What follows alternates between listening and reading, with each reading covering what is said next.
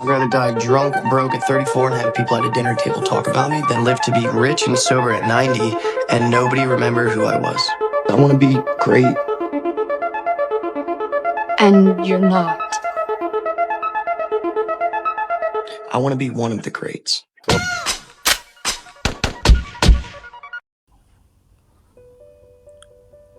Have you ever look around and feel like everyone's just coasting? Wake up, eat, work, sleep, repeat, and they're fine with it.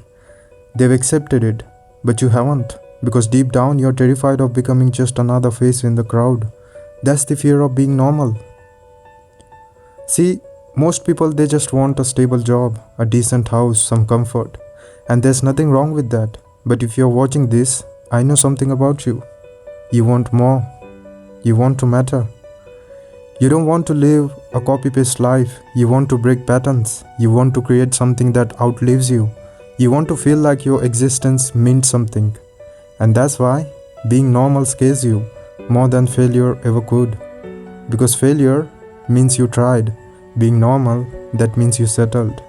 People will say you're too intense, too obsessed. They'll ask, why can't you just relax? Because you've seen what relaxing looks like. It looks like years passing by in a blur. It looks like potential wasted, dreams buried, a soul numbed out. I'd rather burn out chasing something I believe in than live 90 years wondering what could have been, just like Andrew said. The fear of being normal isn't a weakness. It's a sign you were built for something greater. It's a rejection of mediocrity, a refusal to go quietly. So no, you're not crazy, you're awake, and stay that way. But the fear of being normal is only the beginning, because greatness demands something more. A price. I'm just going to lay it out there. This is why I don't think that we should be together. This isn't just a breakup, this is sacrifice. In this scene, Andrew doesn't just reject a relationship, he rejects normalcy. He looks love in the eye and says, I want to be one of the greats. And I would stop you from doing that. Yeah. most people won't understand this moment because most people live their lives chasing comfort, not greatness. They want someone to come home to. They want weekends, memories, a hand to hold. And there's nothing wrong with that. But people like Andrew, they're wired differently. To them, every second spent not practicing is betrayal. Every distraction is an enemy, even love. Because when you're obsessed with becoming the best, everything else becomes noise. Every relationship becomes a ticking bomb, something that could slow you down, and greatness does not tolerate slowness. He didn't break up with her because he didn't care. He broke up with her because he cared too much about something else, something bigger, something louder than love, a legacy. And here's the harsh truth. If you want to be the best in the world at something, you don't get to be balanced. You don't get to have it all. You don't get to be normal. You sacrifice, and then you sacrifice more until there's nothing left but the craft, the obsession, the sound of your own will echoing in the silence you chose. Start counting. 5, 6, 7. In 4, damn it! Look at me! 1, 2, 3, 4. 1, 2, 3, 4. 1, 2, 3. Now. Fletcher is beating the crap out of him and humiliating him in front of everyone just because he played one note bad. Now, many weak-minded people could have given up on that crazy coach, isn't it? But not Andrew. You know what he did after that? He practiced that song and that note the whole night until his hands were bleeding. That's the level of obsession we are talking about, my friend. See, when the call of greatness echoes within you, it does not arrive with comfort. It arrives with conflict. Not with applause, but with silence. The kind of silence that forces you to listen not to the world, but to the voice buried beneath your fears. And in that voice lies a brutal truth. The path ahead will not ask you for balance. It will demand sacrifice. There will come moments, quite cruel moments, when those you love will beg you to choose the warmth of familiarity over the fire of becoming. They will not understand why you burn your bridges instead of building homes. They will call your obsession unhealthy, your solitude selfish, your dream a delusion. But what they call madness is often the price of transcendence. Greatness does not visit the distracted. It belongs to those who dissolve everything they are into what they are becoming. It is not a destination, but a metamorphosis. And metamorphosis is violent. You must shed skins that once felt like shelter, relationships rooted in comfort, habits masquerading as stability, identities that no longer reflect your inner evolution. To climb the invisible mountain of your own potential, you must accept that not everyone is meant to ascend with you. Some will remain at base camp, waving, weeping, waiting. But you, if you are serious, you will keep climbing, alone perhaps, but aligned. So do not mourn the solitude, reverence it, for it is in the stillness of isolation that true mastery whispers its secrets. Purpose is not a path you find, it is one you forge. Step by agonizing step, in defiance of every voice that tells you to turn back. Let your life be a shrine to what you believe in. Let every sacrifice be sacred, because the ones who reach the summit are never the ones who are most liked. They are the ones who are most willing to become the mountain itself, just like Andrew became one. There are no two words in the English language more harmful than good job. Why? Why do you think good job is a harmful word? Because good job is where ambition goes to die.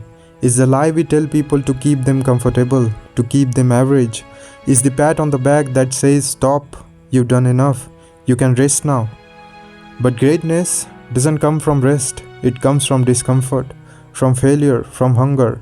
Fletcher doesn't care about your feelings, he cares about your potential. He doesn't hand out validation because validation kills growth. In his world, there's only one rule. You're either getting better or you're in the way. There's no middle ground, no good enough, because the moment you accept good enough, you'll never reach greatness. So when he screams, when he pushes, when he breaks someone down to the edge, he's not just being cruel, he's trying to find the one in a million who won't break, the one who hears not good enough and doesn't quit but bleeds harder. That's the difference between a musician and a legend. And Fletcher, he's not here to make musicians. He's here to find legends, even if it means destroying 100 lives to find just one.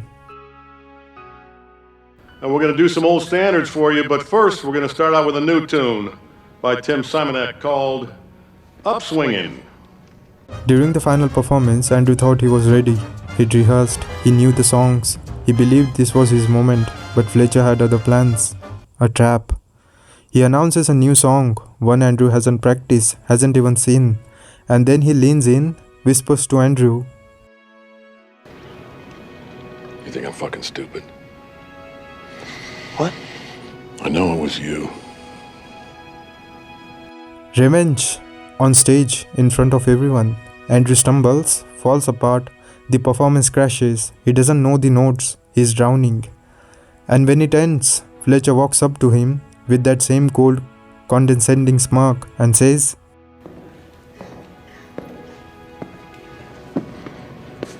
Yeah, I guess maybe you don't have it.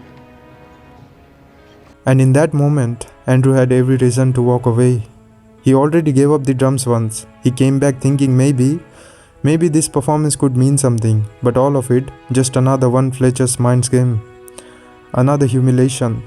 He could have quit, he should have quit, but instead, he walks off stage into the arms of his father and then he turns back. He doesn't say a word, he just walks back to the drums, sits down and starts to play.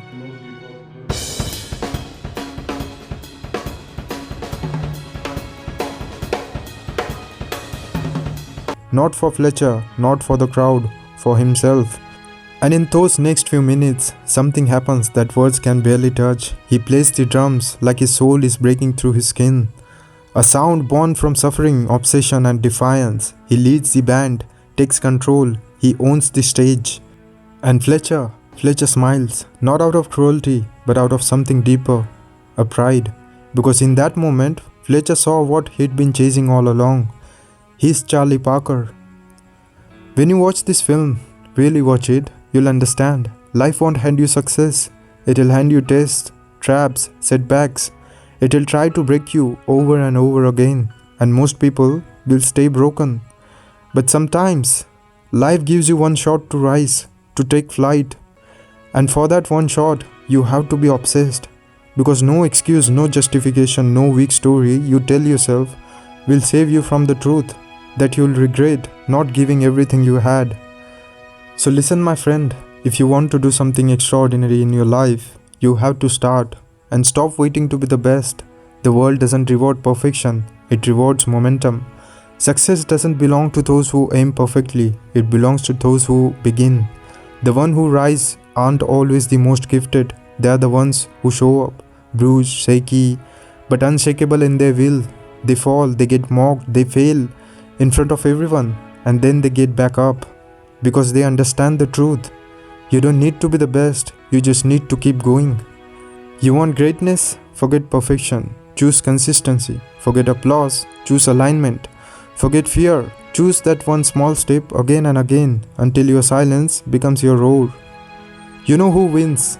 The one who writes their dream down and fights for them when no one's watching. The one who uses fear as fire. The one who's willing to be broken and rebuild stronger, louder, and unstoppable. Most people never become the best, but those who become, they become something greater. Not instantly, not overnight, but moment by moment, step by bloody step. So stop waiting for the path to be clear. Trust the fog, move forward anyway, because deep down, beneath all your fears, doubts and delays, you already have what it takes, and no one can take that from you. Thank you so much for watching. If this video hit something inside you, then please subscribe. Your support means a lot to me. Thank you.